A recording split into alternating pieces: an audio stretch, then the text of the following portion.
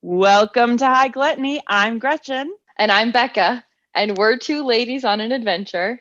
Listen along every 10 days or so as we cook a dish we like, Quest about cannabis education. or chat with someone we respect. You can find more information about this episode at highgluttony.com. Thanks for joining us, Gluttoneers. Off we go.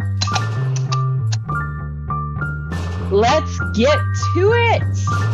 Okay, I'm ready. I'm excited. I am using an indica pen today called Strawberry Dream. It does taste like strawberry. It's so good. I love it. And I've been sipping on some gin and clementine San Pellegrino. And I also just took some CBD tincture. So I'm feeling pretty relaxed. Definitely more relaxed than I was at our last recording. And I know today I have to stay calm for what we're making because the last few attempts we've had at this, it has not come out that great for me. So I'm staying relaxed, staying focused, and it's going to be awesome. I know it.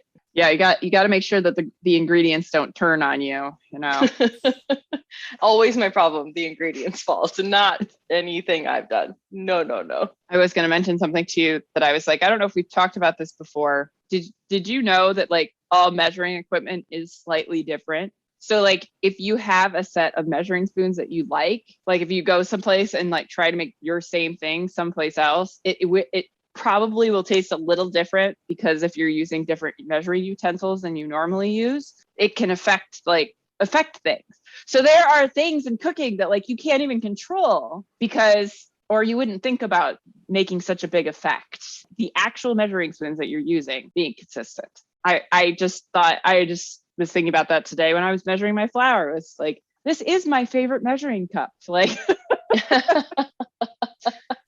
I wonder if Becca and I have ever talked about the fact that not all measuring cups are created equal. That's so interesting to me. It makes me think of shoe sizes, first of all, and it makes me think of ring sizes, which everything is supposed to be so consistent and it never is. I just want things to be consistent, but that's okay. Probably never going to get that. Now I know why it makes sense on like Great British Baking when something will be not significantly different from how they practiced it, but enough different from how they practice it. And there's an explanation of weather and a couple of other things, but really like, what is it? And now I know it's probably something like this. It's just not something that a lot of people consider, like that their measuring spoons would be different. Like you're like, no, they're a tablespoon. It's all 100% consistent. No, like even the fact that I have like 3 different types of measuring cups and measuring spoons, they're all different, like, and they'll have slightly different sizes. It may not always be your fault. Okay, thank you. Exactly. I didn't use the same size measuring cups. Is that why you prefer to weigh most of the time? That is why weighing is a slightly better method because it's consistent. You know, gravity is consistent. So far. I know there are exceptions to that too, but I think it's usually on other planets, not this one. We're just going to go with it. Yeah. You can trust that for now. Yeah. I saw you lift a drink though that looked really tasty. What is that? So this is a mixture of some of my homemade peach cello and a little bit of triple sec passion fruit puree ice cubes that I shook up and then added peach Waterloo to. So I'm calling it a peach passion fizz. What kind of ice cubes? Could you say that again? Well, regular ice cubes, but I also put some frozen passion fruit pulp into it. Passion fruit pulp. Okay. It looks so good. I love the color. It's like looks really refreshing. It is. I was mostly trying to make more room for more Waterloo in there because when I topped it off, I couldn't fit very much in there because I'd put a lot of booze in it. So apparently I'm trying to get drunk today so I can have another headache when I wake up tomorrow. Yay, round 2. But then I'm also going to have some jelly bean because I smoked that earlier and I kept having to stop my prep to have a dance party. So I feel like that's a good energy for bringing to this because our last recording was kind of grumpy. So I was like, we need to go to the complete polar opposite end of the world for this. Impromptu Gretchen dance parties. Is your jelly bean still tasting or smelling like passion fruit? Is that why you did was that intentional? No, it wasn't intentional. And Yes, it sort of depends on the batch. I was also thinking about all the little containers of weed that I have around my house. And so right now I'm trying to like smoke through all those little containers that I have like distributed around. So this is an effort to empty one of them is what I'm doing. Just right one. here. We're recording this in late August, but it is going to come out right around the anniversary of our first release, which was, do you remember, Gretchen? September 20th. Well, what was the name of that episode? Oh! Sorry, I didn't realize what question I was trying to answer. That's our caramelized sugar episode. I forget the exact title, but yeah, we're getting toasted and so is the sugar. Oh, we're getting toasted and so is the sugar. It'll be a full year then when you're listening to this, which is exciting. I can't believe we've done it. I'm super proud of us. And we decided that we wanted to do something a little bit challenging and fun. So we are going to get pretty baked today and roll out some dough. Pretty baked? Okay, well, I guess I better work on that. Hold on a second. Gotta be relaxed. Dance party relaxed, apparently, is where I'm going. Dance party relaxed. So what are we making today, Gretchen, while we're dance party relaxed? Zucchini ricotta ravioli. That's how it's written on my whiteboards. We're going to take it nice and slow today. We're going to also be doing a really simple red sauce. And I've always struggled with making pasta every time we've done it. So I have faith today. It's going to be great. I do love this sauce. I've used it for a couple of years because it's so simple. And one of my favorite things about it is that I don't really like the texture of onions. And so with this one, you get the flavor of onions, but you don't have that bite. You can use canned tomatoes, which I'm using. Couldn't be easier, in my opinion. I always get anxious when I share this recipe with people and kind of am like, heads up, it's a lot of butter. But most people are like, yeah, great. Thank you. So, duh. I think one of our high gluttony rules is going to have to be butter is its own food group. Yes. Salt, butter, other things. Other things. There's three. There's three food groups. So we're going to start with our sauce, which is a lovely basic tomato sauce with an absolutely crazy amount of butter in it that I am deeply, deeply in love with this sauce already. I haven't even tasted it and I was already like, yes, sold. I'm on it. Got it. Butter done. Butter done. I mean, tomatoes, butter, onion, salt, maybe was on the recipe even. Very good. Very easy. Very plain. Very simple. Had rave reviews on the internet. So, and from Becca. Becca was the main bringer of the recipe for this. I've gone on for way too long about the sauce. So let's talk about how we're going to make some pasta. Hopefully that'll go according to plan. Then we are going to make our filling, which is a zucchini and ricotta filling with or without nutmeg, depending on if I can find mine. Becca found hers today, so that's good. Oh, and there's also Parmesan cheese. And because I'm extra, I bought Pecorino Romano. So I'm going to put a little Parmesan and Pecorino Romano in my filling. That sounds good. And I'm also going to add onto the sauce, even though I know I should try it in its purest form first, but I have so many cheese rinds. So I'm going to throw some cheese rinds into my sauce.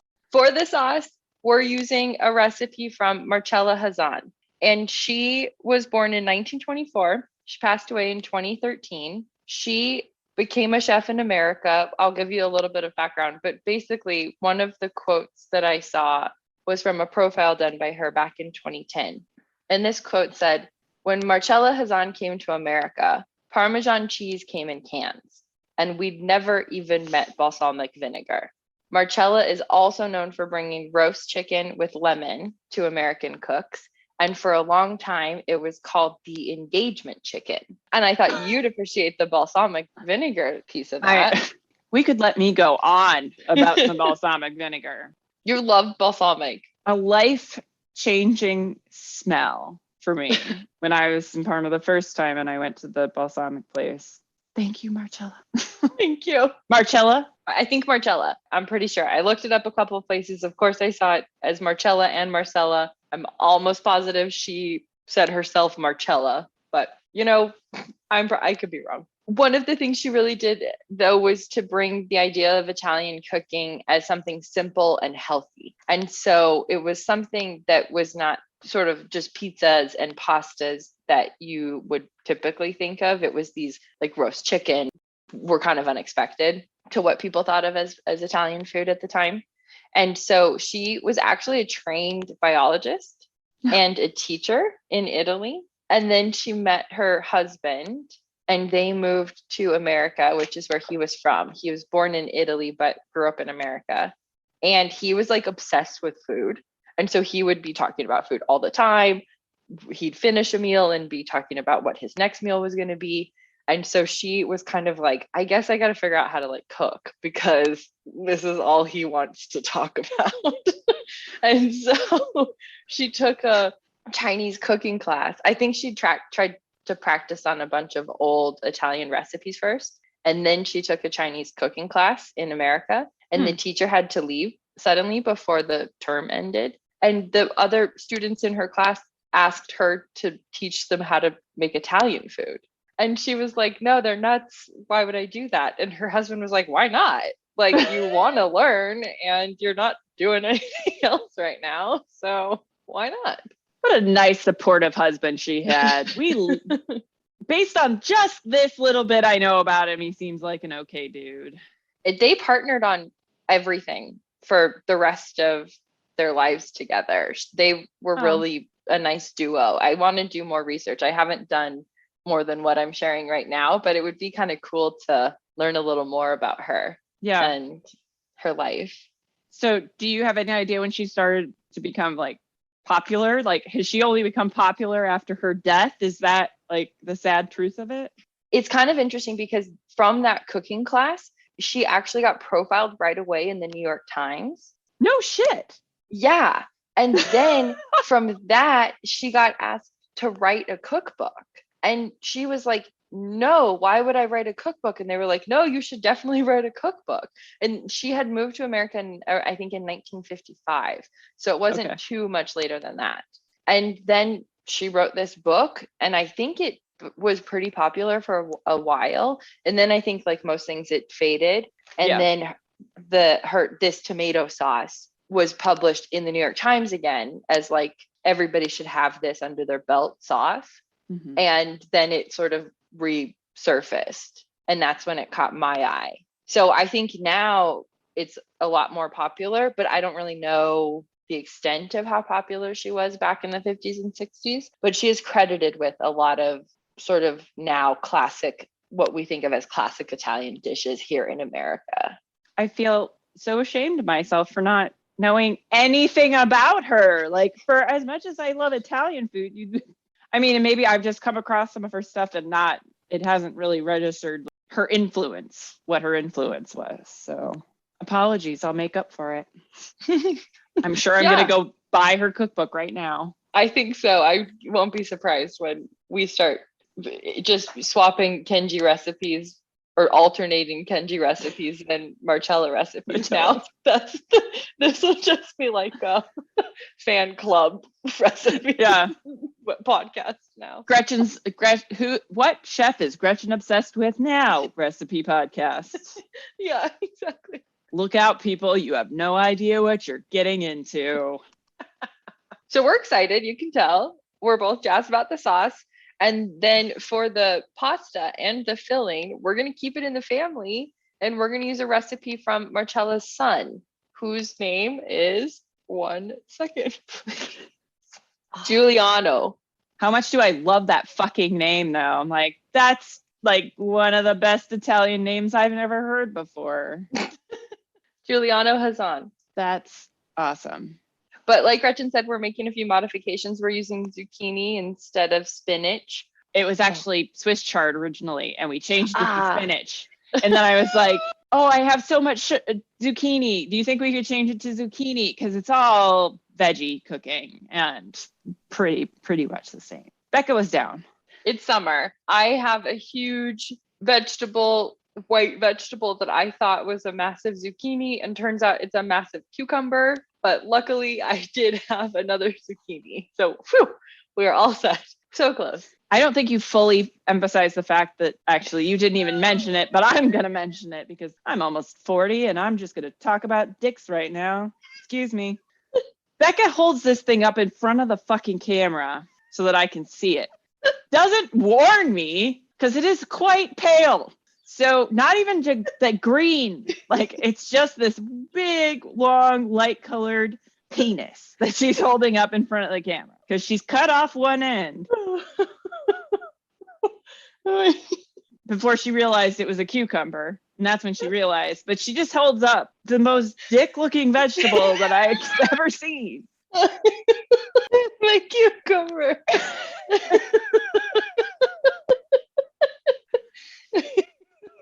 Thing.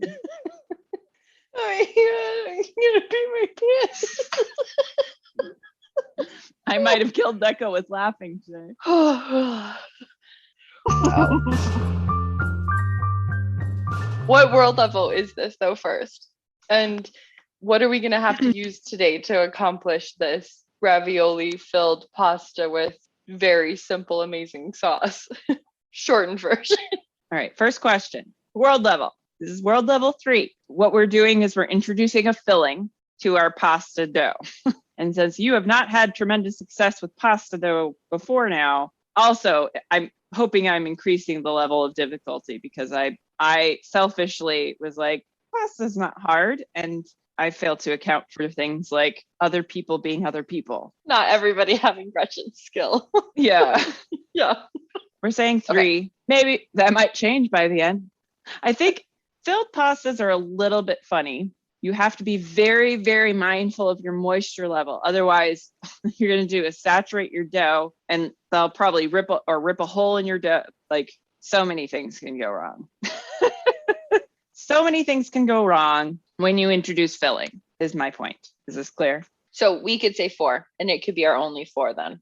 It'll be our first 4. Yeah. Because I can just remember so many times when I've done various pastas and it's gone horrible. So I think we should maybe say pasta's a 4, especially with filling and the length of time it takes to make it. You've got draining time for your zucchini that has to be built in. Well, really any veg you would do, you would want to set in some draining time just to let some of the moisture out. Because even if we were doing like mushrooms, we'd probably want to press out the water. The less water and the more fatty, the better. I like that. Yeah. So that's why, to Becca's dismay, there are egg yolks in this recipe. Right. I guess I should be more specific when I say I like that. I know. I'm sorry about the eggs, but they do help keep it together and we're not using that many. It's really just supposed to help hold things, not be necessarily a flavor. We could make those that sort of ravioli, but I don't think you'd be a fan. So probably not going to happen. Probably not. Equipment. We are requiring a pasta machine, a couple different pans because we're also making a sauce. Never put a pasta machine in water. It will die. Don't dunk your pasta machines in water. Not a good idea. There are too many parts that can rust in there. Just brushing it off, really fun. Really good way to clean it. You can pretend you're an archaeologist. It is fun. Pasta machine, couple pans. We're going to have to boil the pasta. So we'll need a big pot. And then the filling, we do have to cook a little bit of the veggies, right? So a pan for that. Okay. And a sieve and a bowl. Because really you should be sieving into a bowl unless you're just, going to make a mess in your kitchen. Because I've gotten this much liquid out of my zucchini so far. And you're saving the liquid? I'm probably going to drink it. It's very healthy. It'll be kind of like a light zucchini soup. Like a gazpacho. Yeah, exactly. A zucchini gazpacho. I was like, I can't throw it away, but I can't use it for anything in this meal. So might as well drink it. It's very healthy. So part of another thing that I'm doing differently from the traditional recipe is to save myself a little bit of pain. And since I was grating my boodles of zucchini in the food processor, I also grated my onion and I've just mixed them together and I'm going to saute both of them at the same time to save myself a step. Hi, gluttony hacks. Shred it all. Shred it all together, baby. Did you shred your cheese too? Fuck, I'm an idiot. I should have. Oh, I'm an idiot.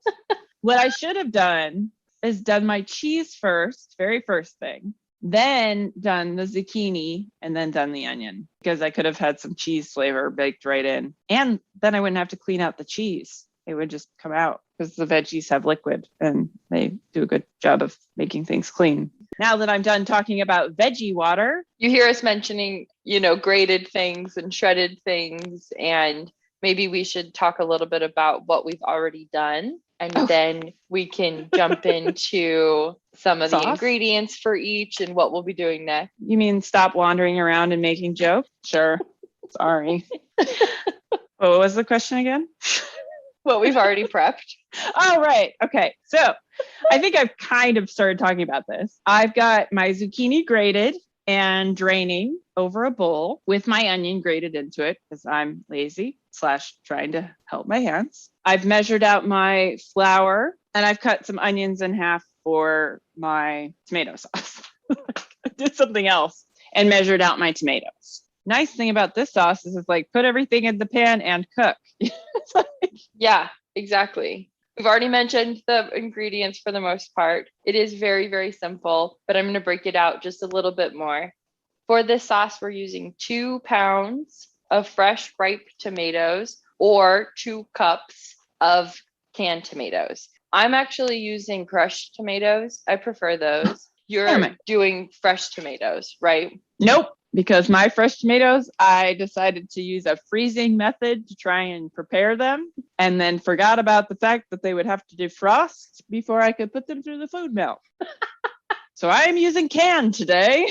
Okay, 2 cups canned tomatoes and then 5 tablespoons of butter, 1 medium onion peeled and cut in half. That's it. That's all you have to do. Peel it, cut it in half, and then salt to taste.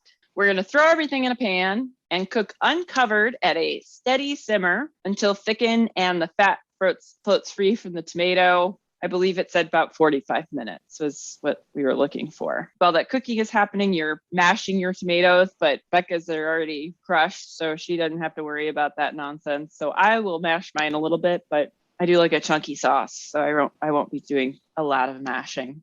Minimal. You're a mashing minimalist today. Just today though. It's not today. And then salt to your preference, right? Salt to your preference, yes. I forgot the most important part. Taste your shit and see how salty it is.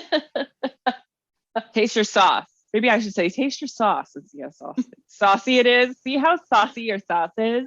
Check your sauciness level first on your sauce. Is your sauciness level here? Is it a low sauciness level or is it a high sauciness level? I think today we're on the high sauciness level. I don't know what scale are you using. All right, so I'm going to go throw everything in my pan. 2 cups. I'm going to throw my rinds in here. Here go my shallots, which I'm using in place of sweet onion, just because I had shallots I needed to use. Doing this on one of the smaller burners at the back. May have to move it to the smaller burner if I can't get my steady simmer going at a proper level. Did you drain your ricotta? Oh shit, no, I didn't. Guess I should at least drain it a little bit. I didn't either. It's just been a measuring cup, and I looked over and I was like, oh fuck, that's a lot of liquid. And then I drained it a little. Yes, anytime you can say to yourself, that's a fuckload of liquid, you should probably drain your thing. That's it for the sauce. Should I set a timer for 45 minutes? Sure. Okay, pasta. I'm going to need you to talk me through all of this. I have an idea in my mind. Obviously, we've done this in the past, but if you could give me an overview of what we're doing with our flour and eggs today, which is all we're using for this, right? Just flour and eggs. Right. So I am going to start in a bowl just because I know how much of a mess this can make. How big of a bowl? I'm actually using a very stupidly small bowl not to make a point. I really did this on accident. And now I'm like, well, I don't want to change bowls because I don't want to make any more dishes. I will probably regret this later. So I've got my flour in the bowl. I've made a little well in the center. That was 1.5 cups of flour. Yes. I'm actually doubling my dough as per the usual. Oh, okay. I was like, your bowl looks really big to have that flour in there. Okay. And then I'm going to crack my eggs. I'm actually cracking them into a separate bowl just so that I can make sure I don't get any shell. Okay, so 1.5 cups of all-purpose flour in a bowl with a little well created in the center. So that's basically just like digging out a hole to the bottom of the bowl. And it doesn't even have to go all the way to the bottom because you're going to be working that egg in a little bit at a time. So you don't necessarily want it to get into the bottom of the bowl, if that makes any sense whatsoever. Probably not. Sure. Well, so leave a little layer of flour in the very At bottom. the bottom, yes. Got it. So and then 2 eggs, 2 whole eggs. And you said you're doing those in a separate bowl, so am I. Are you mixing your eggs together, or what? Are you going to drop them in one at a time? I put them all into the well that I made. Oh, so you put both of them in the well? Yes. Well, I say all because I have 4 eggs because I'm doubling mine. Okay, right. Okay, got it. Into my 3 cups of flour. I am using a fork to mix it together just to break it in, because you can use your fingers, and I definitely have done that before. But I do tend to prefer to, at this stage, just use a fork to get the dough to start coming together first, because it does make it a little less messy later when you go to knead it. So I'm just sort of bringing a little bit of flour in at a time and kind of running the fork around the edges, bringing it in, bringing it in, bringing it in, bringing it in. And when you say bringing it in, do you mean you're sprinkling it on top of those eggs and then kind of mixing the eggs up together with that flour? Yes. That's essentially what I'm doing. Okay. I'm just like kind of bringing the fork in and lifting through the center here and just sort of bringing a little bit of flour in at a time while mixing the egg. Okay. Got it. So to describe this, I thought it was like a sprinkling of flour, but you're doing a little bit more than that at a time. It's a bit more of a stir. Okay. And it is sort of falling out of my bowl. So I'm, regretting the size of this bowl. As predicted. So vessel size is important for what you're doing at all times. I think my problem in the past has been moisture. So I'm curious to see how it will be here with just the eggs and flour. Well, I'm hoping it works out better this time. Was the other time we did pasta earlier this year, like during a damp time of year? Or was that the 3rd time we made pasta? Well, let's see. We did last summer, we made our first pasta and it didn't go well. And then we made Monty in January. And that went better, right? But that went better. Yeah, that went fine. And then we made cacio e pepe. Oh, right. Okay. And that I thought was great. And then the noodles like welded themselves together. I could not separate them. Still a little too much moisture in the air. I'm using my hands at this point. It's very dry. Yes. Okay.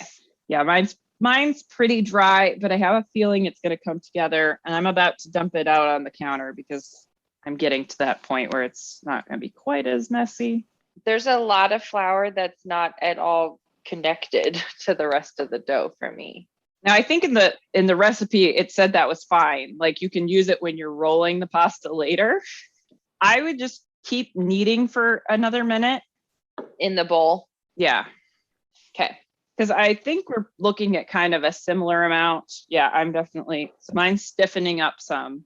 You'll feel it start to stiffen. And that's the point where I'm going to sort of run my hands under some water and then start kneading again. Because I'm going to that way you can add water really slowly and just get the right amount. That's partially because you don't want to add too much water. You have the opposite problem. Yeah. Can you walk us through this a little bit more? So we're going to knead it a little bit until it's at what state? So it's going to be sort of elasticy and fairly smooth, like one solid piece. So mine's still pretty shaggy. Mine's not combined at all. Okay, so you might need a little more water on your hands. Okay. I might have to go with a little more water on my hands because it's pretty stiff. It's all the wildfire smoke this time. It's making everything really dry. Ugh, awful. And we're kneading and kneading and kneading and kneading.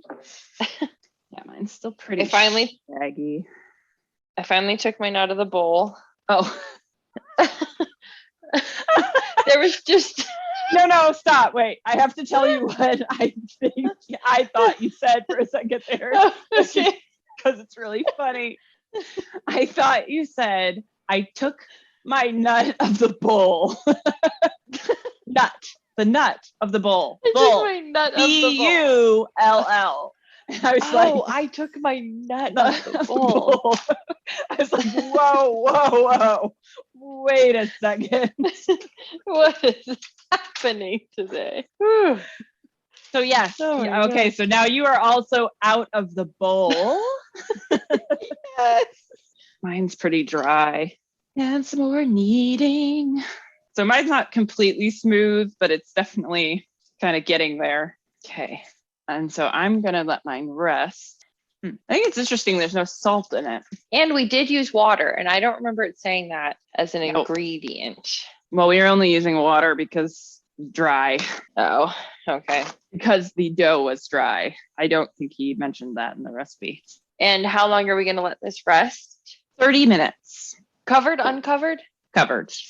You can wrap it in With plastic wrap or just put it into a container. I'm going to give my sauce a stir here and do a little mashing. Probably should have gone the crushed tomatoes route myself. I love the crushed. Mine's simmering a lot, so I'm going to turn it down a bit. So next, we're going to get into our filling. Going to get into our fillings. And pour my veggie juice out of my bowl and turn on my saute pan somewhere around medium. Okay, somewhere around medium. Maybe a high side of medium. We're on to the filling. As Gretchen said, we're using zucchini instead of the Swiss chard as recommended in the recipe or as printed. This says 2 pounds of Swiss chard, which probably would have cooked down to about what you put as like 1 to 2 zucchinis. You mean like as far as equivalent volume? Yeah. Well, I actually put 1 to 2 pounds of zucchini because yes, I feel like they'd be roughly equivalent. Because of so much moisture drainage from both. Right. Got it. Okay. So 2 pounds of your veggie, kosher salt, 4 tablespoons, which is a half a stick of unsalted butter cut into pieces.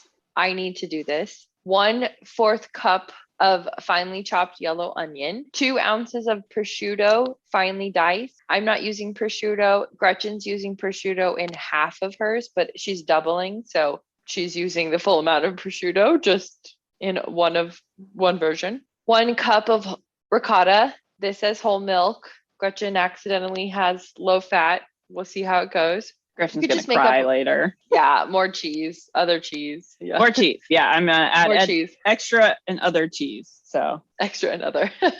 And then 1/2 cup of finely grated Parmesan Reggiano cheese, and then a little more for serving. And as Gretchen said, she's doing both Parmesan and Taleggio. Nope. Right? No. What was Pecorino. What were you doing? Oh, Pecorino. Pecorino. And then 1/8 teaspoon of freshly grated nutmeg. What's the nutmeg status? I don't feel like I'm going to find it.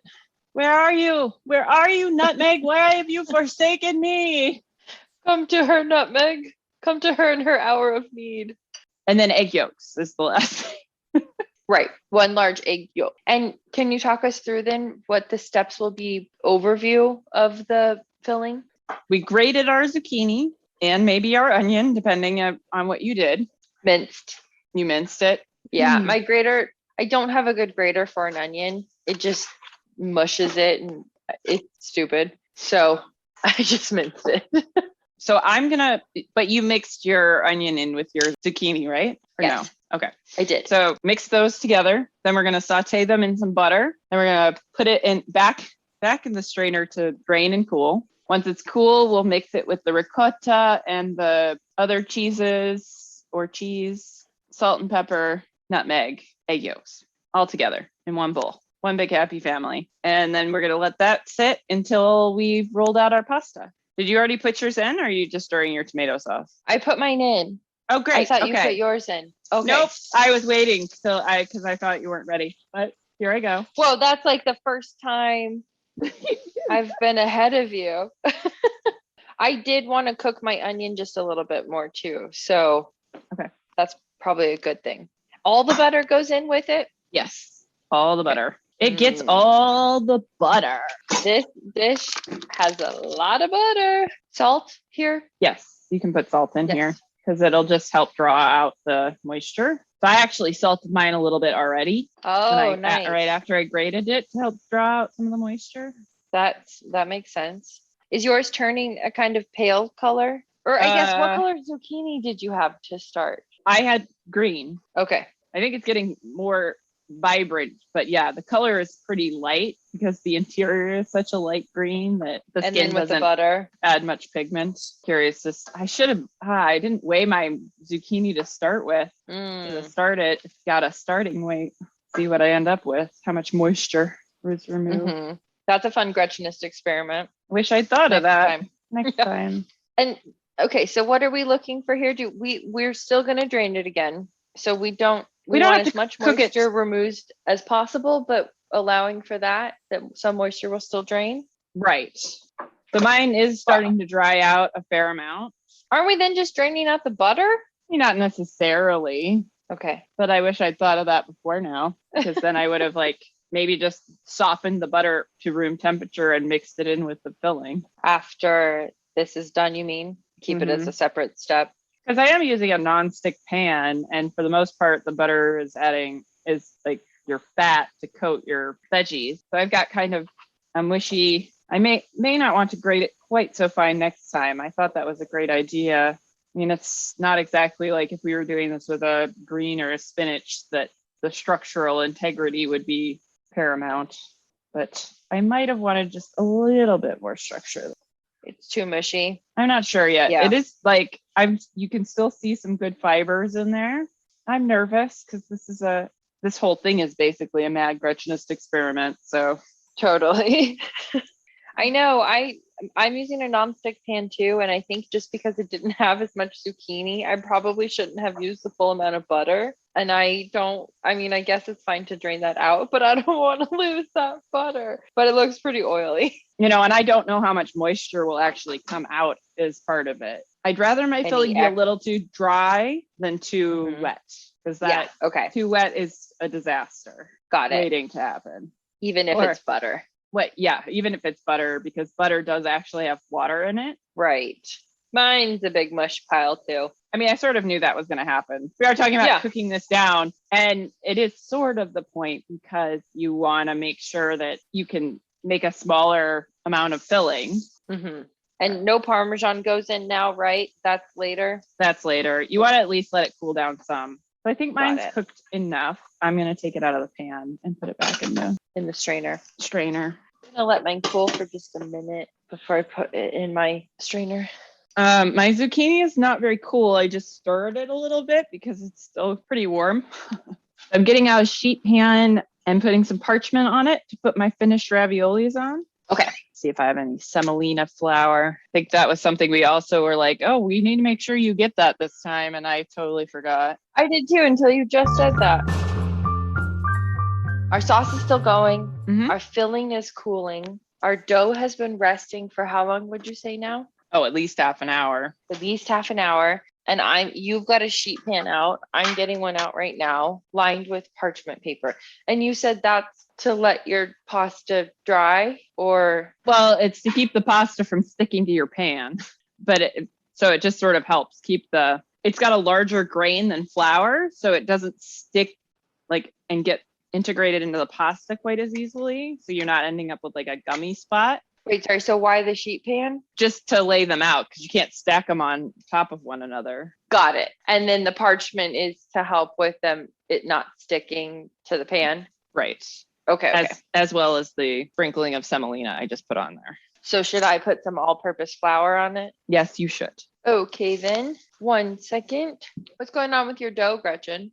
So I'm looking at it. All right. It looks like it's rested some. Might still be a titch on the dry side. So my gluten is stretching nicely. It's smoothing out really quick. I'm just doing a little bit of another knead on this to strengthen that gluten. So you put your dough back is it on the sheet pan? No, I'm on the counter, just on the counter kneading it. Oh, okay. And there's flour on that? Not right now, because my dough is pretty dry.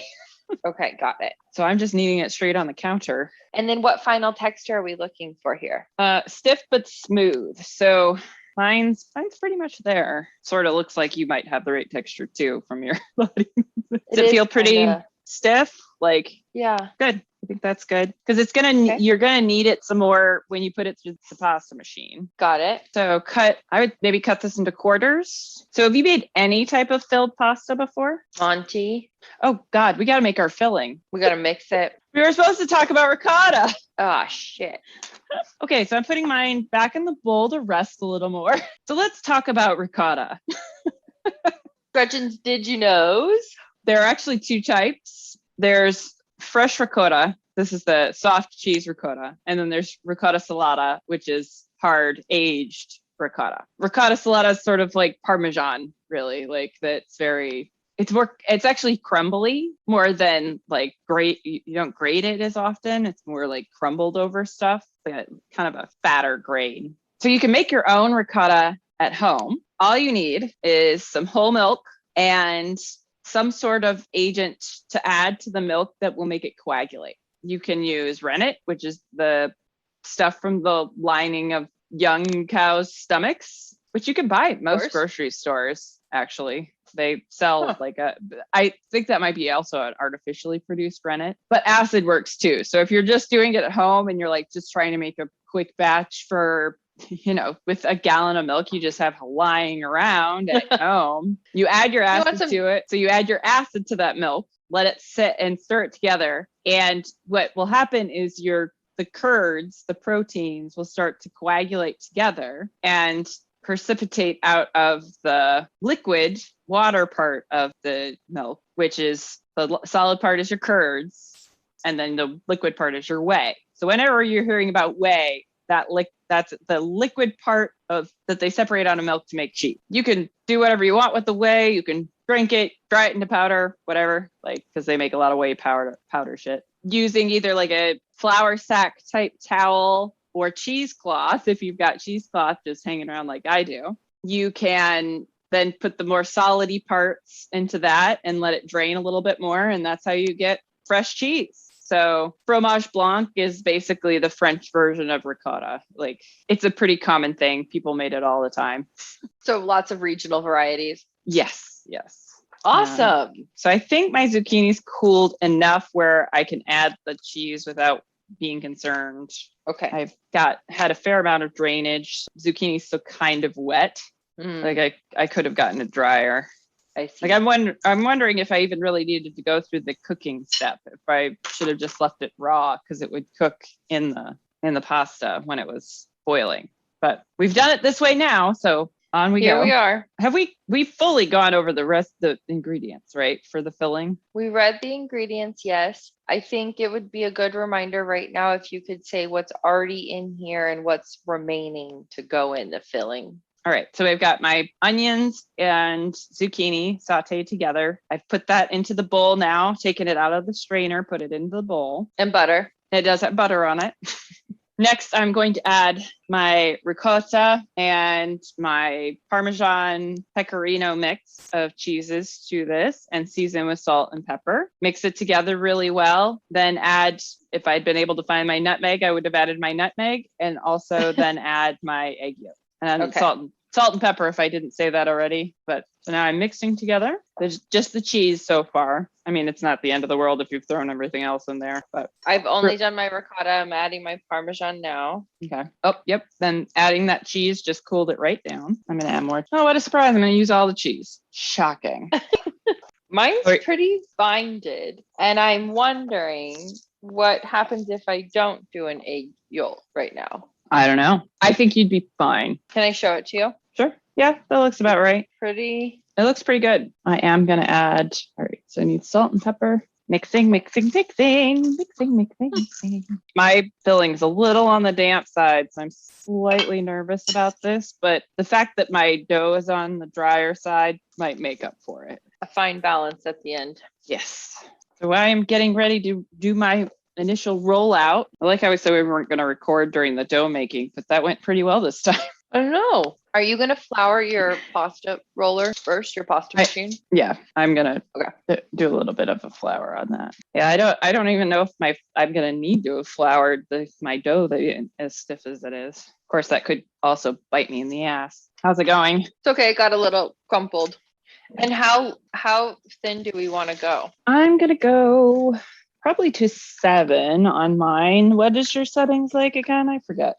Okay, so it's 6 to 1 and 6 is the biggest. So I'd probably go to a 2 for you, maybe. Okay. Would have been a really good idea to go back and review the other episode now, so I remember what we did. But no, I didn't have time. Yeah, what? Go back and review old episodes. Would that there was time.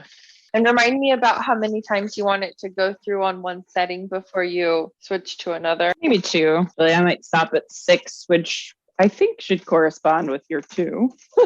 Okay. It's getting kind of thinnish. Like I can see the color of my hand through the pasta. So I don't think I want to go much thinner than that. Mm-hmm. Yours is much longer than mine. Remember, I doubled. So a quarter of mine is like half of yours. Oh, because you still quartered your double amount. So I cut my thing in half, and I really should have cut it in like actual half. So I've got one that's slightly longer than the other. What I'm going to end up doing is making squares. And so I'm going to just take this second part and flip it up over on top of the first half. I'm going to put my filling on this side and then pull this one up over the top of the fillings and then seal them together. So you'll put your filling on the lower half and then put the top half on top of the lower half. Yes. And then cut it into the ravioli squares. Yes. Okay. So I need to roll out my second You're going to layer. do a second piece. Yeah. Yeah. Got to put my pasta machine back to the big setting. Really, I have no idea how much extra like filling I've made here. Like I just made like unknown quantity of filling. So who knows if this will even accomplish, like if even this is enough pasta for what I've got made here. I'm not sure. We'll find out. Have I forced you to get portion scoop yet? No, but I know it's on the list. I'll send it to you as your housewarming gift and when you get to Vegas. Woo. So I am about to execute my flip. Oh, you're fast. Portion scoops, baby. Portion scoops. So rolling out my second layer. Yes, it helps when I've managed to accomplish the rolling part. Where this is when the conveyor belt style kneading really shows what it can do. So I am trying to make sure that I go around as closely to the filling. I'm sort of pushing the filling down to make it a little bit a lower mound. Okay.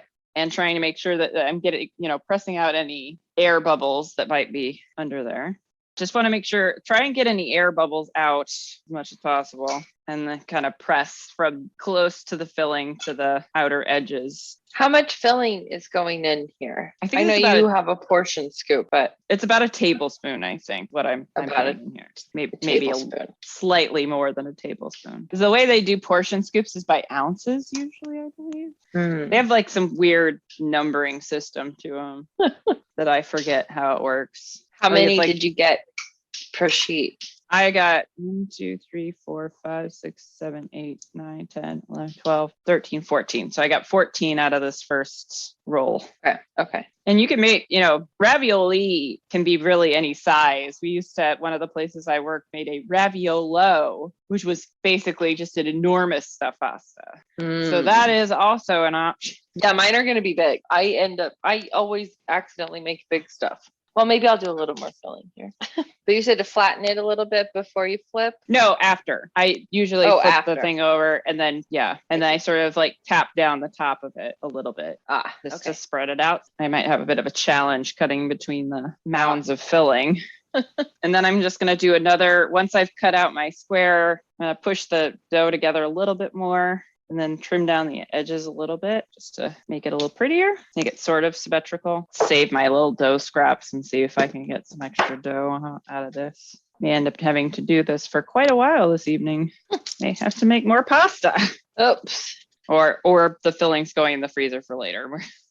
We'll see. There you go. Yeah. And what are you using to cut? I'm just using a steak knife. The smarter thing would be to get my pizza cutter out and cut with that. Oh, should I get my water boiling? Oh yeah, you can. Salted? Especially since our dough has 0 salt in it. You definitely want to make sure there's salt in there. I'm cutting my first batch. It's only 5. Whoop, they're big, guys. Definitely going for the raviolo. Yeah.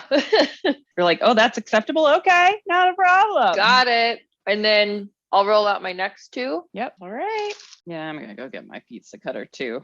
You made it look so easy when you did it like that. It's like, what am I doing? Yeah. Why am I being The pizza- silly? Pizza cutters are so fun. It's like any excuse to use a pizza cutter. Mildly concerned right now. About This particular one I'm pressing together right now, the dough is starting to come apart. So I'm like uh-oh. a little nervous about structural integrity here. My next two are bigger than my first two.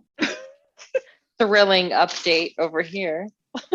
So consistency might be something you'll be working on with your pasta at some point. I don't know how to quarter, apparently. Oh, you just mean like I'm sorry, I was thinking the ravioli size was different, but you're talking about the actual dough. Like yeah.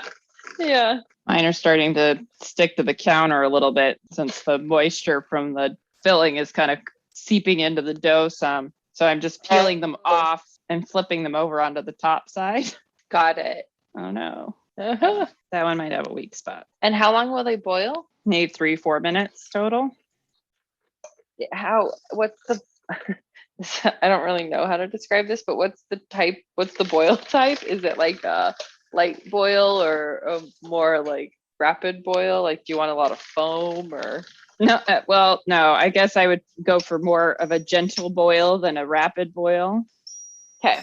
Now, ideally, when you're pushing these together, you're sort of trying to make the dough become one piece around the outside of the filling. So you're really trying to get these two pieces of dough to be like one piece of dough.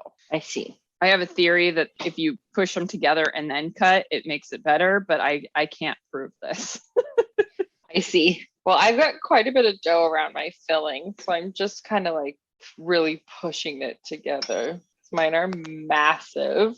I'm on my last notch here of this dough, and this is my last quarter. All right. Oh, wow. Go you. Yeah. So when you don't do things in bulk, it doesn't take 8 million hours. Huh. Who'd have thought? Weird. I just finished my first 2 bits. So, or my first quarter of rolling. I just finished Wow, really? Yeah. Whoa. But you'd already rolled out a bunch and done. Oh, yeah. But you just finished that full quarter. Right. Pressing and. Wow. And, yeah. When you make them smaller, it definitely. Yeah, that takes time. Takes longer. Yeah, I can see that for sure. So how are you feeling about this attempt at pasta dough? Better so far, but I don't know how to. I mean, they're gigantic, and I'm not sure how they're going to taste. So. Did you taste your filling? See. Yeah, I mean, the filling's really good. Okay. Well, then it's not going to totally suck. Yeah, I don't think it'll totally suck. How's it going with you? Well, I'm just portioning out my next round to fill. So it's going to be a while for me. I don't think I need to keep you all here since I feel like you're pretty much done. So I guess we will just finish up on our own and check back in later. After we've eaten it. We've enjoyed it all. I think that seems like a good idea. So I was right, then. So let's call it. Let's call it a day. Transition music. Gretchen singing. Rolling out the dough. It's gonna make some raviolis. That was terrible. That was so bad. That was wonderful. I love that. That was amazing. I'm so proud of you. We're time traveling again. We've just hit record in the future. And I've had time to do ravioli again since the last recording. My ravioli turned out fantastic, as usual. I did like my first batch a little bit more than my second batch, only because I added the pecorino romano to that first batch, which I gotta say, I'm on a real pecorino kick right now. I like that really sharp note to it. And unfortunately, I tried to give some to Sarah, and we can conclude that they do not travel well because she ended up with a giant mass of ravioli mess that she did eat and said was delicious, but delicious mess. If you've taken them out of the freezer, you better be putting them right in the pot. So I will know that for the future is to go ravioli, especially if it's been frozen, really, really rough. Real mess. So delicious no matter what, no matter how they traveled or not, still delicious. Mine were delicious also. And you'll remember they were massive, which was great and made it hard to eat more than a couple. So my big, giant, like almost plate size ravioli were really good. That's amazing. I didn't use egg. You didn't use egg either to seal. Mm-mm. And it worked great. It was awesome. I'm so glad I didn't use it. So water works perfectly well. You know, it's really more of the making sure you've really pushed the dough together so it makes a kind of a cohesive piece all the way around. You got to get that good press on the edges. But also your huge raviolis really did me in because I was jealous of how fast you were done. And I was just, I made ravioli for a while after we stopped talking. So, oh no. And you made a double batch. And I made a double batch. So I actually had to stop at a certain point and save some for the next day because I just couldn't do it anymore. I bet that was a lot. I felt like it was a lot, and I only did like 8 or something. No, it was more than that, but yeah. Unfortunately. So pretty easy though, really delicious. Loved it.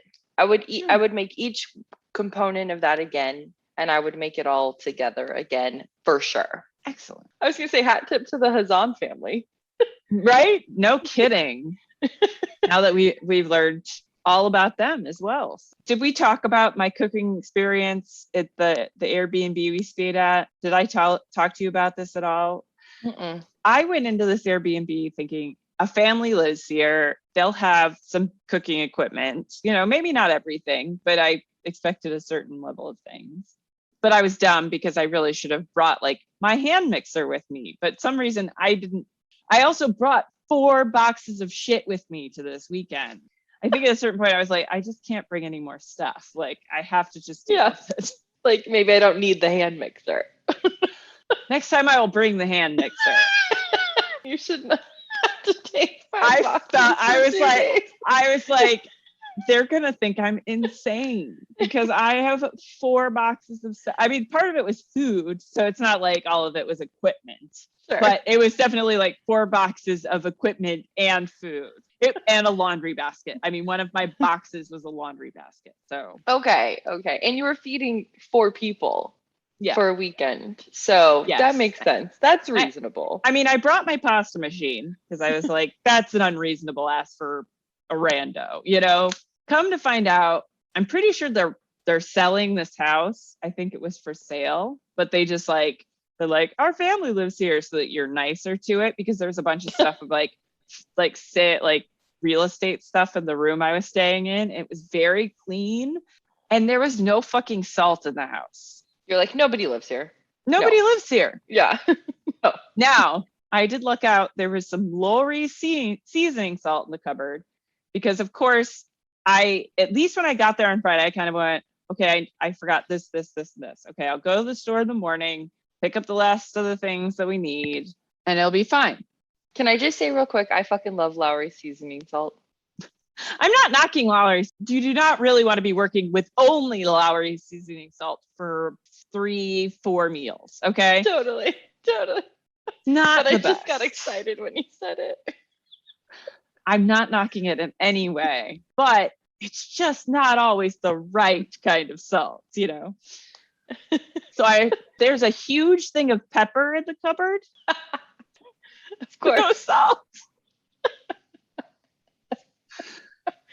I mean, it was fine, but making French fries and putting Lowry seasoning salts, not ideal. So I hobbled through the weekend and I was like, I was so disappointed in like the quality of my food.